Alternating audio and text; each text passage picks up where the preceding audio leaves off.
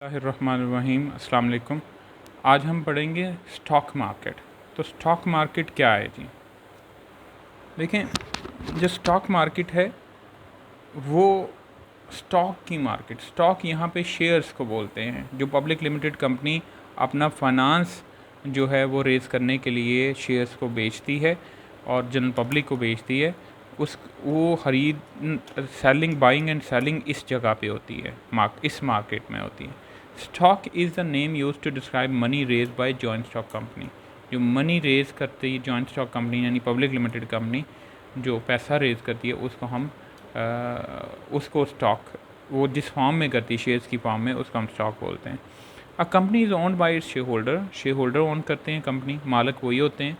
Company issue, और उतने मालिक जितने कि उन्होंने इन्वेस्टमेंट की है। Company issues and sell stock in the form of shares, company issue करती है और सेल करती है stock in the form of share. A share holder is an any person organisation that buys and hold share in a joint stock company. Share holder क्या है? Any person जो bye करता है शेयर्स या hold करके रखता है shares को, उसको हम बोलते हैं शेयर होल्डर की डेफिनेशन हो गई। The market value of all share और equity issued by the company called market capitalisation. Market capitalisation क्या है? जो मार्केट वैल्यू ऑन शेयर्स की, वो मार्केट कैपिटलाइजेशन है। ठीक है, ये डेफिनेशन सिर्फ आपको आनी चाहिए। डिविडेंड क्या होता है? डिविडेंड वो अमाउंट है प्रॉफिट की जो एक शेयर होल्डर को मिलती है after year and. They will receive a dividend paid from any profit. ये प्रॉफिट में से डिविडेंड रिसीव होता है। ये आपने उधर भी पढ़ा होगा, पब्लिक लिमिटेड कंपनी में डिविडेंड की डेफिनेशन थी। The more share held in the company the larger the total dividend. जितना ज़्यादा शेयर्स आपके होंगे उतना ज़्यादा डिविडेंड मिलेगा। अच्छा जी, परमानेंट कैपिटल क्या होता है? Unlike loans, a company will not have to repay the money it raise from the sale of share. अगर एक कंपनी शेयर्स इशू करती है तो कंपनी को उसको रीपे नहीं करना। जिसको बेचना है शेयर वो मार्केट में जाए, कोई और ख़रीद लेगा, उसे पैसे मिल जाएंगे।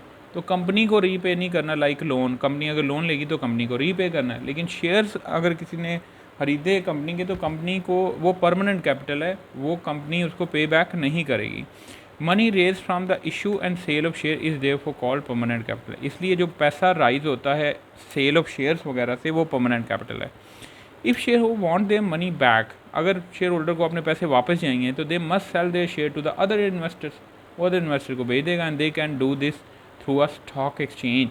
ये स्टॉक एक्सचेंज मार्केट के थ्रू वो बेचेगा, यानी ऐसे नहीं अपने घर बैठे भी बेच सकते हैं। अब ऑनलाइन बिकते हैं, खरीदे जाते हैं, लेकिन वो स्टॉक मार्केट या स्टॉक एक्सचेंज भी इसको बोलते हैं, वहाँ पे बेचेगा। जैसे such as New York stock exchange है, लाहौर स्टॉक एक्सचेंज है, कराची स्टॉक एक्सचेंज है, और the national stock exchange of India. A flotation involves, flotation flow से निकला, फ्लोट का मतलब movement. Involve a new company issue share for the first time for the sales through a set stock exchange. जो stock exchange के थ्रू जो पहली दफ़ा शेयर्स इशू करती है उसे फ्लोटेशन बोलते हैं। अब देखो, बॉन्ड्स क्या होते हैं? Similarly government can raise money to finance public expenditure. याद है मैंने कल आपको बताया था जो नेशनल डेट होते हैं वो क्या होते हैं। गवर्नमेंट सबसे पहले अगर उसे पैसों की ज़रूरत पड़े तो अपने लोगों से उधार मांगती है। उसकी उसकी एक एग्जांपल मैंने बॉन्ड्स की फॉर्म में कही थी कि वो बॉन्ड्स बेच के पैसा फाइनेंस रेज करती है पब्लिक एक्सपेंडिचर को मीट करने के लिए। अगर उससे ज़ाहिर बात है कोई हॉस्पिटल बनाना है, रोड्स बनानी है, कोई भी एक्सपेंडिचर करना है, तो उसको फ़ौरत रुपये अगर पैसों की ज़रूरत है तो वो बॉन्ड्स इशू करती है। ठीक है, through the sale of government loan stock और बॉन्ड। इसको लोन स्टॉक भी बोलते हैं और बॉन्ड्स भी बोलते हैं। अच्छा, ये भी स्टॉक मार्केट में अवेलेबल होते हैं। अब जो आपके पास जो कंपनी है वो दो तरह के शेयर्स बेचती है। एक शेयर्स का नाम है प्रेफरेंस स्टॉक और दूसरे का नाम है कॉमन स्टॉक। इसको हम ऑर्डिनरी शेयर्स भी बोलते हैं, इसको हम प्रेफरेंस शेयर भी बोलते हैं। अब देखो, ये दो तरह के शेयर्स हैं, इनकी अपनी अफादियत है, फ़ायदा है। अब ये जो प्रेफरेंस शेयर है ना, इस पर एक चीज़ आप याद रखेंगे, these are issued by joint stock company. Holder of preference share in a company will receive a share of any profit before the holder of other type of share. यानी इनको प्रॉफिट पहले मिलता है, सबसे पहले। अगर कंपनी कोई profit कमाएगी तो पहले प्रेफरेंस शेयर होल्डर्स को मिलेगा, यानी इनको प्रेफरेंस दी जाएगी। अगर कोई प्रॉफिट बचेगा बाद में तो ऑर्डिनरी वालों को मिलेगा। तो पहली बात यह कि इनको प्रॉफिट में प्रेफरेंस है। दूसरी बात, दैट इज़ प्रेफर्ड स्टॉक और preferred share is given preference in the payment of dividend from profit, यानी इनको डिविडेंड में प्रेफरेंस दी जाती है। अच्छा, दूसरी बात है dividend paid is usually fix percentage of the face value. आपके शेयर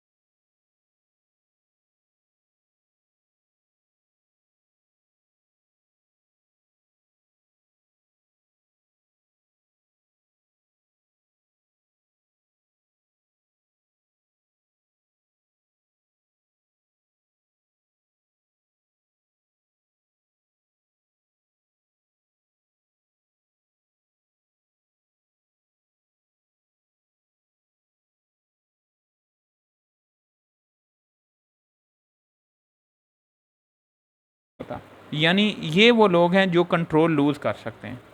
और शेयर ऑर्डिनरी शेयर्स में और इसमें वादा फ़र्क यही है। पहला फ़र्क तो ये है कि इनको डिविडेंड बाद में मिलता है।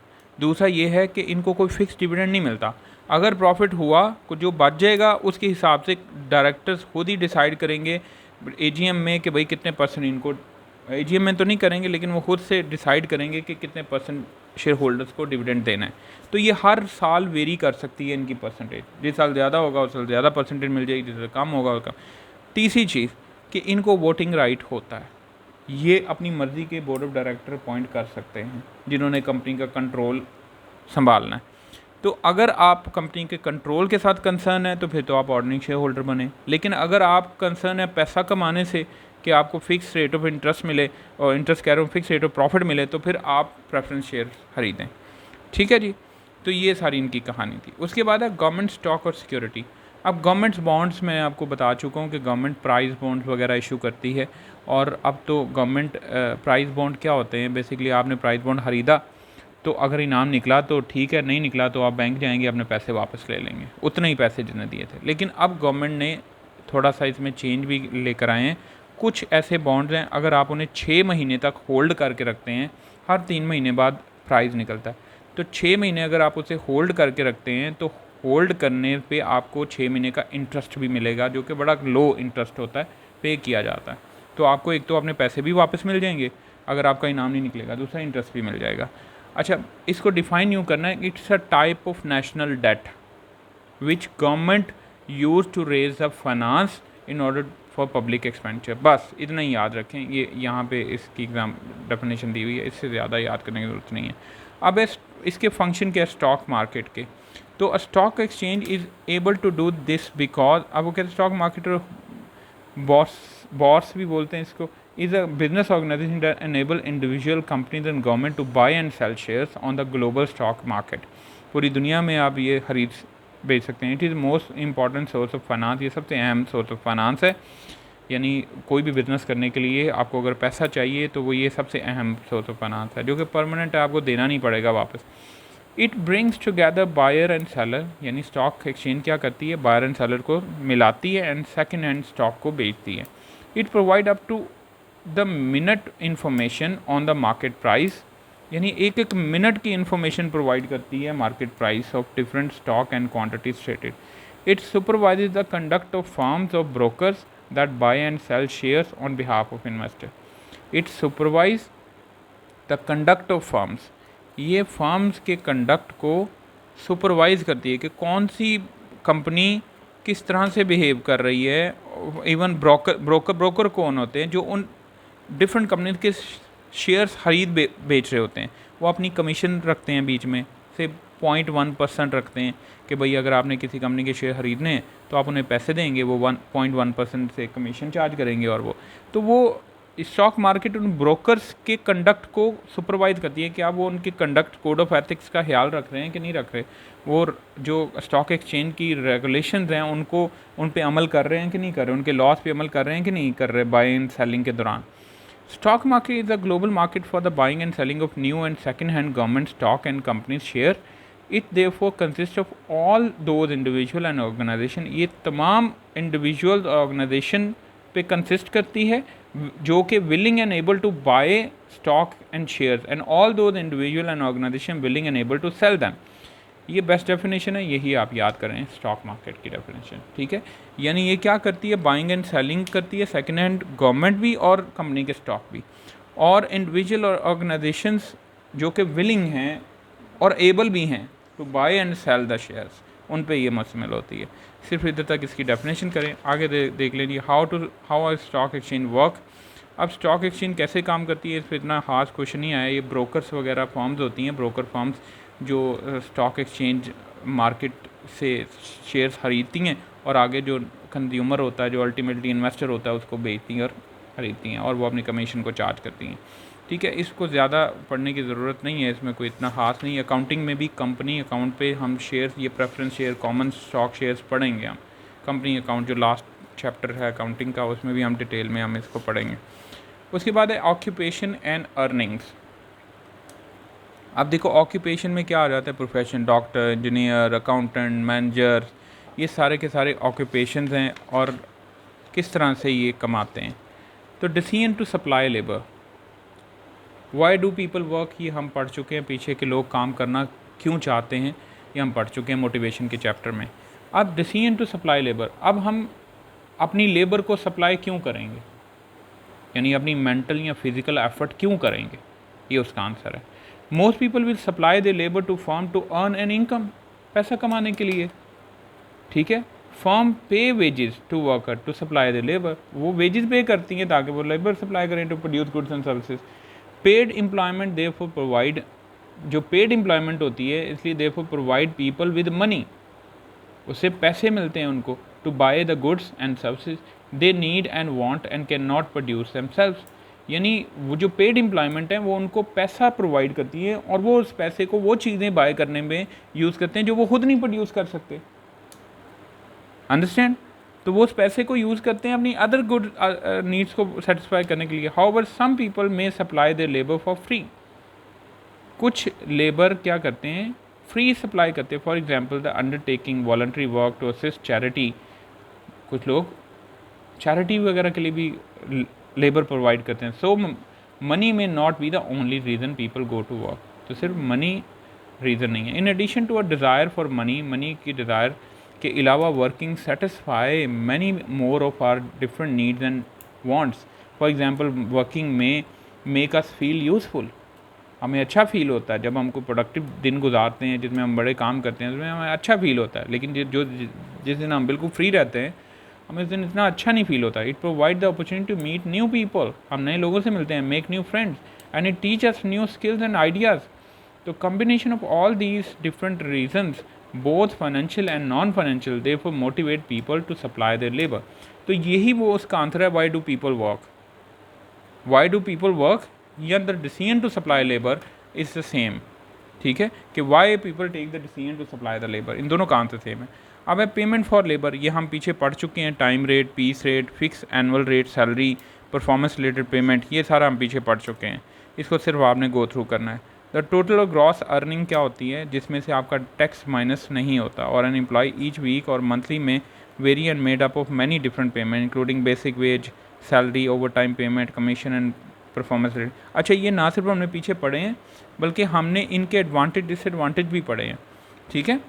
फ्रिंज बेनिफिट्स क्या होते हैं ये भी पढ़ लिए हैं, वेज फैक्टर्स क्या होते हैं ये भी हमने पढ़ लिए हैं। चूजिंग एन ऑक्यूपेशन, हम कोई भी शोबा क्यों चूज़ करते हैं, कोई भी ऐसी फील्ड जिसमें हम काम करना चाहते हैं वो हम क्यों चूज़ करते हैं, देखिए उसके बहुत सारे फैक्टर्स हैं, ठीक है।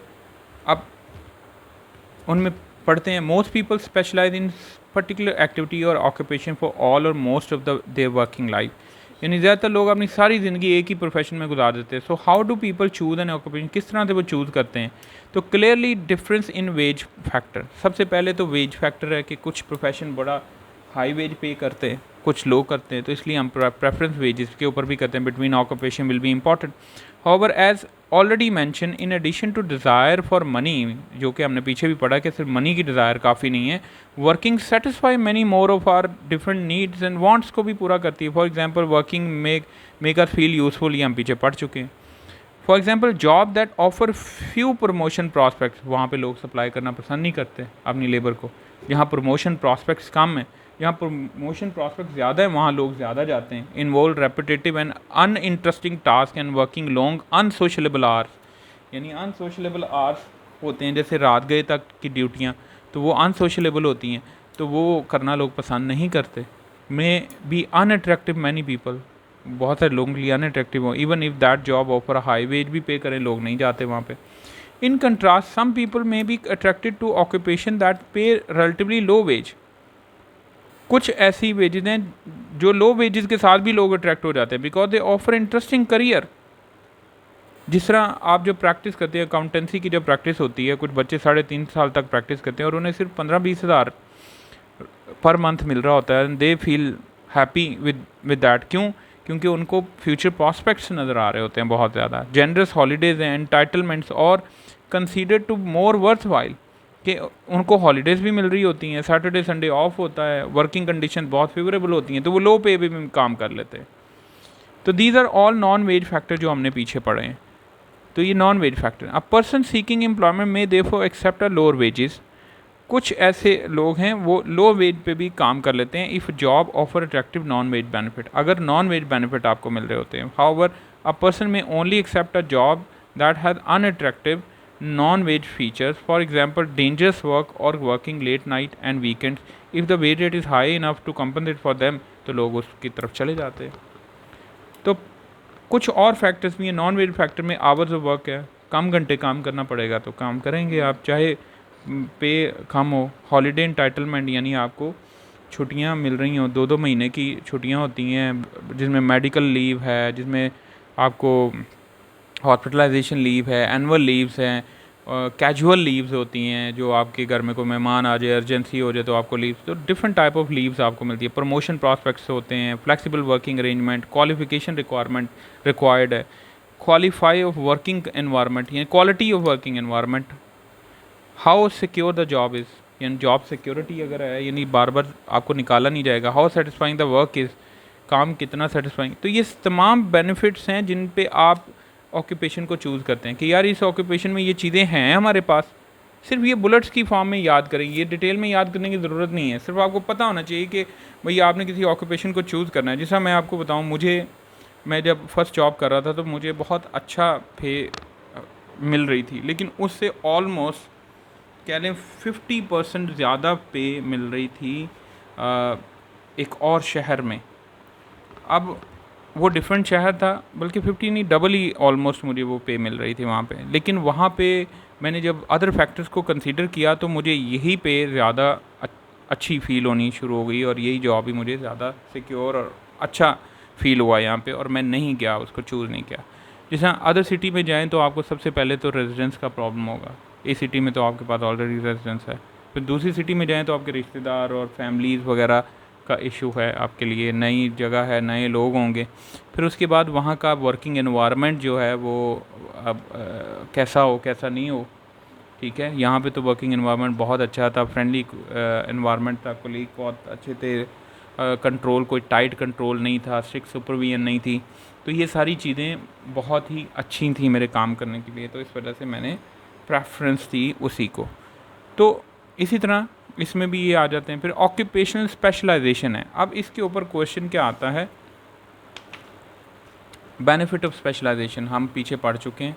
स्पेशलाइजेशन क्या होती है? Doing the work in which you are best, तो एक ही काम बार बार करके आप स्पेशलाइज हो जाते हैं। तो specialisation allow individual to make the best use of their skill, वो अपनी स्किल का बेस्ट यूज़ करते हैं और ज़्यादा आउटपुट प्रोड्यूस करते हैं।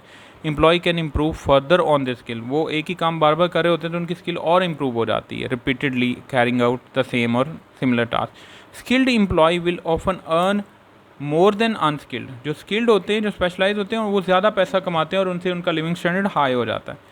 द डिसएडवांटेज स्पेशलाइजेशन क्या है? Individual must rely on others to produce the goods and services they want but can not produce themself, तो उनको अपनी नीड्स को पूरा करने के लिए दूसरे पे रिलाई करना पड़ेगा। Doing the same job for many year can become boring and stressful हो सकती है। Skill and occupation can become outdated हो सकती है। अगर आपकी स्किल आउटडेटेड हो गई है तो फिर आप क्या करेंगे? आप जॉबलेस हो जाएंगे, ठीक है। तो you may lose the job and be unable to find new one unless they retain. For example, many manufacturing workers in developing countries economies have lost their job in the last few decades due to competition from manufacturing firm in low wages economy, क्योंकि उनकी industry बंद होनी शुरू हो गई थी। जो लो veg economy है वो सस्ती चीज़ें प्रोड्यूस कर रही थी और उनकी बिक रही थी, तो वो फैक्ट्रीज पे वहाँ बंद होनी शुरू हो गई, तो मैन्युफैक्चरिंग जो वर्कर्स हैं वो अनएम्प्लॉयड हो गए। ठीक है, क्योंकि जो introduction of industrial robots and computer aided manufacturing equipment and process की वजह से, यानी टेक्नोलॉजी की वजह से वो 24 आवर प्रोडक्शन कर रहे थे और वो मैक्सिमम प्रोड्यूस कर रहे थे, जिससे उनकी कॉस्ट बड़ी कम हो गई थी और वो बड़ी चीपर प्रोडक्ट प्रोड्यूस कर रहे थे।